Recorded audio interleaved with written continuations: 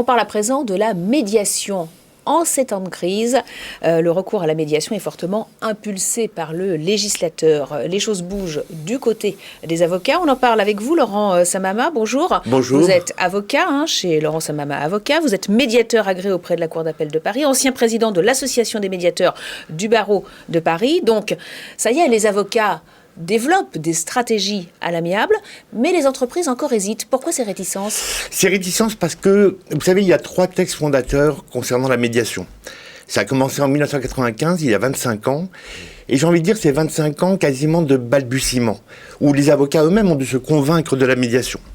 Et pour autant, le travail qui doit être fait auprès des chefs d'entreprise n'est pas encore accompli.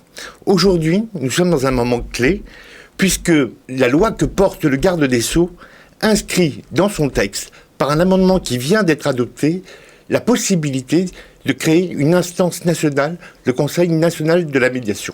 Alors pourquoi recourir à la médiation ? Quels sont ses avantages plutôt que d'aller en justice ? Les avantages, ils sont simples. D'abord, on peut aller en justice et trouver un accord quand même, dans un cadre judiciaire. Et j'ai presque envie de vous dire aussi que, vous savez, rien ne vaut l'impérium du magistrat. Nos magistrats sont les meilleurs prescripteurs de la médiation. Et c'est là où les avocats ont un rôle aussi de conviction auprès des chefs d'entreprise. Donc, quels sont les avantages ? Ils sont très simples.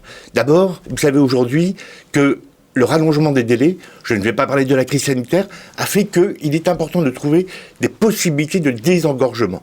Mais des désengorgements qui puissent offrir de véritables solutions innovatrices, créatrices, et puis surtout qui présentent un moindre coût en cette période où les chefs d'entreprise sont acculés par des contentieux, par des frais judiciaires, etc. La médiation est une solution. C'est une solution et son taux de succès est relativement élevé. Alors, soyons, j'ai envie de dire, sincères. Le taux de succès des médiations est élevé lorsque l'affaire rentre en médiation. Mais avant qu'elle rentre en médiation, il faut justement que tout ce stock de contentieux puisse, trouver sa voie, trouver son issue. Il faut encore convaincre les chefs d'entreprise, il faut convaincre les auxiliaires de justice, il faut convaincre aussi les avocats.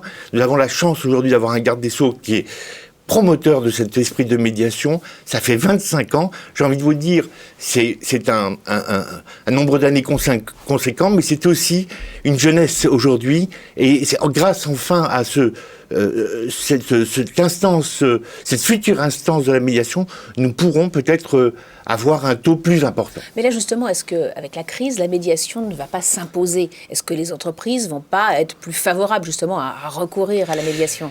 Nécessairement s'ils ont confiance dans le processus judiciaire ou dans le processus de médiation.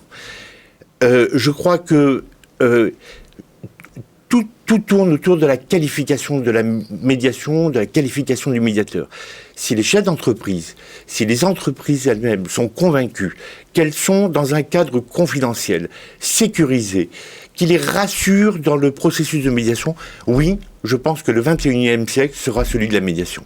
Et sachant en plus que la médiation peut favoriser ce rapprochement avocat-magistrat. Avocat-magistrat qui est tant attendu, je ne parle pas d'un mariage, mais d'un véritable rapprochement en tous les cas aujourd'hui qui est en train de se faire. Merci beaucoup Laurent Samama, donc avocat et médiateur agréé auprès de la Cour d'appel de Paris, d'être venu sur le plateau de l'émission. Merci beaucoup à vous.